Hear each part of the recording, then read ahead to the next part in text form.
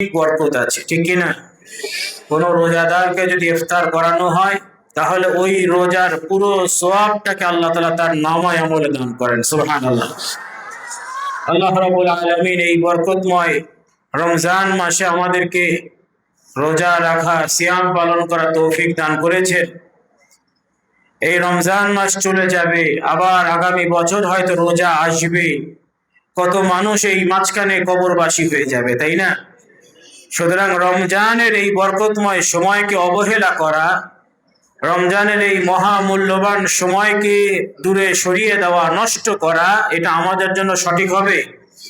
বরং এই সময়কে যথার্থভাবে কাজে লাগানো, এটা আমাদের জন্য বড় গুরুত্বপূর্ণ বিষয়। রাসূলুল্লাহ সাল্লাল্লাহু আলাইহি সাল্লাম 3 বার আমিন বলেছেন। জিবরাইল আলাইহিস সালাম দোয়া করলেন যে যারা বৃদ্ধ অবস্থায় তার বাবা মাকে পাওয়ার পরও নিজেকে জান্নাতি করতে পারলো না, তার প্রতি অভিশাপ। আল্লাহর রাসূল বলেন আমিন। জিবরাইল দোয়া করলেন যারা সাইয়্যিদুল আম্বিয়ার নাম শোনার পরে দরুদ শরীফ আদায় করলো না, তার প্রতি অভিশাপ। আল্লাহর রাসূল বলেন আমিন।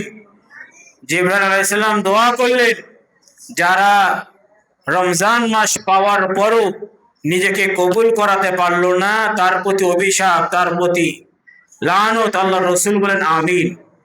তাহলে বোঝা যায় যে এই রমজান মাস হচ্ছে পরিবর্তন হওয়ার মাস। রমজান মাসের দাম আছে পরিবর্তন হওয়ার জন্য।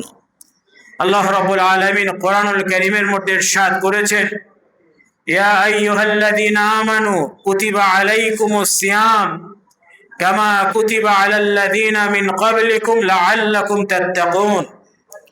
হে ঈমানদারেরা, তোমাদের প্রতি সিয়ামকে ফরজ করা হয়েছে যেভাবে তোমাদের পূর্ববর্তীগণের জন্য সিয়ামকে ফরজ করা হয়েছিল, যাতে করে তোমরা মুত্তাকি বান্দা হতে পারো। বলেন না সুবহানাল্লাহ।